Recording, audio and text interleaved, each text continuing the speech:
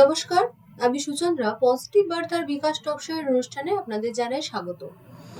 আজ আমার সাথে রয়েছেন আনজার হোসেন মহাশয় স্বাধীন ফার্মাসি কলেজ থেকে। আজ আমরা স্বাধীন ফার্মাসি কলেজের বিষয়ে জানব এবং তার সাথে আমরা একটি বিষয় ভিত্তিক আলোচনা করব। আমরা যে ওষুধ খাই সেই ওষুধগুলো আমাদের শরীরে কিভাবে কাজ করে, সেটা ট্যাবলেট, সেটা সিরাপ, সেটা ক্যাপসুল, সেটা কিভাবে আমাদের শরীরে কাজ করে সেইটার বিষয়ে। Inside the pill, how medicine work in the body. এই বিষয়ে আজকে আমার সাথে কথা বলবেন আনজার হোসেন মহাশয়, যিনি স্বাধীন ফার্মেসি কলেজের প্রিন্সিপাল। उनके हमारे स्टूडियो जाने अनेक अनेक स्वागत। नमस्कार सर, पहले आप ये बोलिए, आप लोगों के इधर डी फार्मेसी में एडमिशन शुरू हो गया है क्या? एडमिशन स्टार्ट हो गया है साउथिन फार्मेसी कॉलेज में। सभी स्टूडेंट से रिक्वेस्ट करेंगे कि वो डिप्लोमा इन फार्मेसी में एडमिशन ले। इसका अपॉर्चुनिटी बहुत ज़्यादा है। ये जॉब ओरिएंटेड कोर्स है। इसके लिए आपको सब्जेक्ट फिजिक्स केमिस्ट्री बायोलॉजी या फिर फिजिक्स केमिस्ट्री बायोलॉजी मैथ चाहिए एचएस में। इसका एडमिशन कंटिन्यू है, लिमिटेड सीट अवेलेबल है अभी। जल्द से जल्द आप लोग आके एडमिशन करें। इसके लिए आप कॉलेज में कांटेक्ट कर सकते हैं, जो नंबर है 9083287532। আপনারা শুনলেন স্বাধীন ফার্মেসি কলেজে ইতিমধ্যে ডি ফার্মেসি কোর্সটি পড়ানো হচ্ছে এবং সেখানে সিট বুকিং আরম্ভ হয়েছে। এই ইনস্টিটিউটের সম্পর্কে আপনারা বিস্তারিত জানতে এখানকার যে অফিসিয়াল ওয়েবসাইট, সেটা আপনারা গুগল সার্চের মধ্য দিয়ে স্বাধীন ফার্মেসি কলেজ, যেটি মূলক বোলপুর তাতারপুর কলোনি বীরভূমে অবস্থিত, সেখানে যোগাযোগ করতে পারেন এবং দেখতে পারেন। কলেজ ক্যাম্পাস ঘুরে দেখুন, ওয়েবসাইট ফলো করুন এবং নিজের আসন সংরক্ষণ করুন। আমি প্রথমে আজকে বললাম আমাদের শরীরে ওষুধ কিভাবে কাজ করে সেটা নিয়ে আজ আমরা কথা বলবো। আমরা প্রথম প্রশ্ন স্যারের কাছে, what does a medicine do inside our body? सबसे पहले तो डिपेंड करता है कि जब हम मेडिसिन लेते हैं तो उसका रूट ऑफ एडमिनिस्ट्रेशन, मतलब कैसे ले रहे हैं मेडिसिन। तो बाई ओरल ले सकते हैं, बाई इंट्रावेनस ले सकते हैं या फिर टॉपिकल यूज में ले सकते हैं। जब बॉडी अंदर जाता है, मेडिसिन जब अंदर जाता है तो वो डिपेंड करता है, जैसे इसमें ADME बोलते हैं उसको, admit. A for absorption rate, वो डिपेंड करता है एब्जॉर्प्शन पे। फिर वो डिस्ट्रीब्यूशन होकर ब्लड स्ट्रीम में जाता है। ब्लड स्ट्रीम क्या करता है, मेडिसिन को कैरी करने की काम करता है, जो स्पेसिफिक टारगेट सेल पे लेके जाके वो डिजीज को प्रिवेंट करता है। আপনারা শুনলেন উনি একটি ছোট্ট অ্যাব্রিভিয়েশন ইউজ করলেন, যেখানের মধ্য দিয়ে কিভাবে ওষুধ আমাদের শরীরে কাজ করে সেই বিষয়টি আমাদের উনি অবগত করলেন। আমার পরবর্তী প্রশ্ন আপনার কাছে, how do tablet and syrup work differently in our body? Syrup and tablet दोनों काम करता है, लेकिन सिरप और टेबलेट में वो फिर से डिपेंड करता है रूट ऑफ एडमिनिस्ट्रेशन पे। जैसे सिरप है ऑलरेडी वो लिक्विड फॉर्म में है, टेबलेट सॉलिड फॉर्म में है।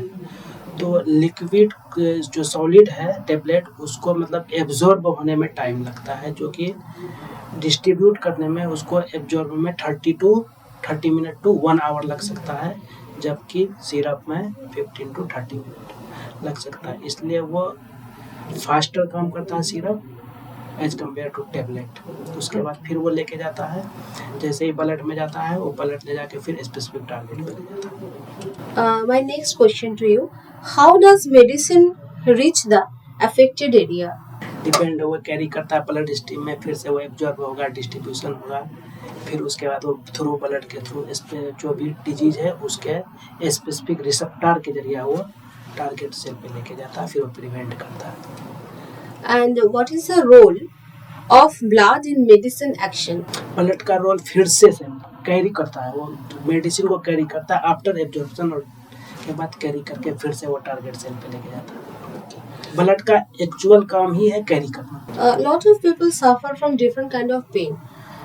Can you please describe how the painkiller work in our body? वो भी ओरली इंटर किए या जो भी रूट हो, इंट्रावेनस हो, वो काम करता है। हमारे बॉडी में एक प्रोस्टाग्लैंडिन होता है, प्रोस्टाग्लैंडिन लिपिड कंपाउंड होता है, तो उसके वो जो वे होता है, उस वे को जो सिग्नल होता है, उस वे को वो ब्रेक कर देता है मेडिसिन, जिसके वजह से सिम्टम या फिर पेन को वो रिड्यूस करता है। When we consume any kind of medicine, we have a different kind of fear in our mind that this medicine may have some kind of side effect. How this side effect cause? Side effect जैसे कि medicine जो है हम लोग ले रहे हैं overdose या फिर कम ज़्यादा या कम डोज लेते हैं, जिसके वजह से होता है ओवरडोज की वजह से साइड इफ़ेक्ट होता है, जिसपे वोमिटिंग होने लगता है, फिर गलत मेडिसिन ले लेते हैं, उसके वजह से होता है। How liver and kidney affected by the medicine?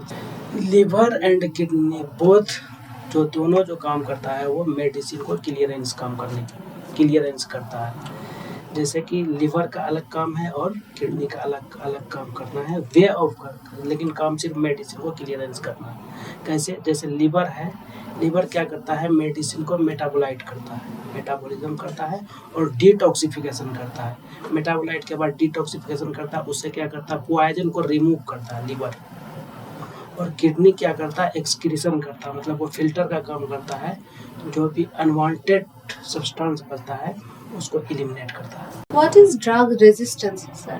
Drug resistance less effective होता है। जैसे कोई भी पेशेंट हो उसमें जैसे एंटीबायोटिक है, वायरस है, इस टाइप के लोग जो भी ओवर यूज की वजह से जो लेस इफेक्ट काम करता है तो उसको ड्रग रेजिस्टेंस बोलते हैं या एंटीबायोटिक रेजिस्टेंस बोलते हैं। Doctor used to tell us that you have to complete the course of antibiotic.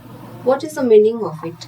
जब कोई भी पेशेंट एंटीबायोटिक का यूज़ करता है, जैसे कि मतलब कोई भी डिजीज हो, मान लिया पेन ही है, एंटीबायोटिक यूज़ करता है, तो एंटीबायोटिक यूज़ करता है, पेन तो ख़त्म हो जाता है, क्योंकि जो भी माइक्रो ऑर्गेनिज्म बॉडी के अंदर होता है वो माइक्रो ऑर्गेनिज्म रहता ही है। पेन ख़त्म, ट्रीटमेंट हो जाता है, बट कुछ ना कुछ पार्ट उसका बचा रहता है बैक्टीरिया का। तो वो बचने के वजह से लोग क्या करते हैं, उसको और वो ये कंप्लीट कोर्स नहीं करते हैं, जिसके वजह से वो फिर से रीअकरेंस बनने का उसमें ये रहता है। इसलिए कंप्लीट कोर्स करने से क्या आता है, रीअकरेंस बढ़ने की कमी खत्म हो जाता है, इसलिए कंप्लीट कोर्स करना चाहिए। My last question to you, sir. Why the self-medication is so harmful? Self medication harmful वो इसलिए कि लोगों को नॉलेज नहीं होता है, वो गलत मेडिसिन यूज़ कर लेते हैं या फिर ओवरडोज यूज़ कर लेते हैं या अंडर यूज़ कर लेते हैं, क्योंकि उसको गाइडेंस वहाँ करने वाला कोई नहीं होता है। तो या फिर मतलब अगर वो कम ही लेते हैं, एवरेज में लेते हैं, तो ड्यूरेशन उसका ज़्यादा हो जाता है, जिसके वजह से वो इंट्रैक्शन होता है, वो मेडिसिन फूड इंट्रैक्शन हो सकता है या किसी और चीज़ से इंट्रैक्शन होकर वो हार्मफुल और खतरा हो सकता है। इसीलिए सेल्फ मेडिकेशन लेने से बेटर है कि वो कोई डॉक्टर से सजेशन ले फिर यूज़ करें। আপনারা শুনলেন আজকে আমাদের বিষয় ছিল কিভাবে ওষুধ আমাদের শরীরে কাজ করে। সেক্ষেত্রে ট্যাবলেট বলুন বা সিরাপ বলুন, ওনারা একটা টাইম ডিউরেশন বলবেন অবশ্যই, এবং কিভাবে মেডিসিন আমাদের রক্তের মধ্য দিয়ে নির্দিষ্ট অ্যাফেক্টেড এরিয়ার মধ্যে দিয়ে যায়, এবং ব্যথা হলে পেন কিলার কিভাবে আমাদের উপশম ঘটায়। একই সাথে আমরা এটাও আপনাদের জানালাম যে সেলফ মেডিকেশন আমাদের জন্য কতখানি হার্মফুল। ড্রাগ রেসিস্টেন্স বলুন বা অ্যান্টিবায়োটিকের ফুল কোর্স কমপ্লিট করতে কেন ডাক্তাররা বারবার করে আমাদের অ্যাডভাইস করে, সেই বিষয়ে আজ আমাদের আনজাদ স্যার জানালেন। আনজাদ স্যার এসেছিলেন স্বাধীন ফার্মাসি কলেজ থেকে। আমরা ইতিমধ্যেই আপনাদের জানিয়েছি স্বাধীন pharmacy college Bolpur Tatarpur colony বীরভূমে অবস্থিত, যেখানে ইতিমধ্যেই আমাদের অ্যাডমিশন প্রক্রিয়া ওনারা শুরু করেছেন ডি ফার্মাসি কোর্সে। এই কোর্সটি সম্পর্কে যদি আপনারা বিস্তারিত জানতে চান তাহলে ওনাদের অফিসিয়াল ওয়েবসাইটটি ফলো করুন এবং ওখানকার দেওয়া নির্ধারিত ফোন নাম্বারে যোগাযোগ করে যদি আপনি ভাবেন যে ফার্মাসিতে কেরিয়ার তৈরি করবেন তাহলে আপনার আসনটি সংরক্ষণ করতে পারবেন। সকলে ভালো থাকবেন। মেডিসিন গ্রহণ করার আগে অবশ্যই ডাক্তারের পরামর্শ নেবেন এবং সেই মতন ওষুধ সেবন করবেন। ওভার দ্য কাউন্টার মেডিসিন নেওয়া আমাদের একটি বদ অভ্যাসে আমাদের সমাজে পরিণত হয়েছে। সেই জিনিসটি বন্ধ করতে এবং মেডিসিন আমাদের শরীরে যতখানি দরকার কতখানি দরকার এবং কি ডোজে খাওয়া দরকার অবশ্যই বিশেষজ্ঞের পরামর্শ নিয়ে সেটা সেবন করুন এবং সুস্থ থাকুন, অন্যকে সচেতন করুন। সকলে ভালো থাকবেন, পজিটিভিটির সঙ্গে থাকবেন। Think positive, be positive, positive বার্তা। নমস্কার।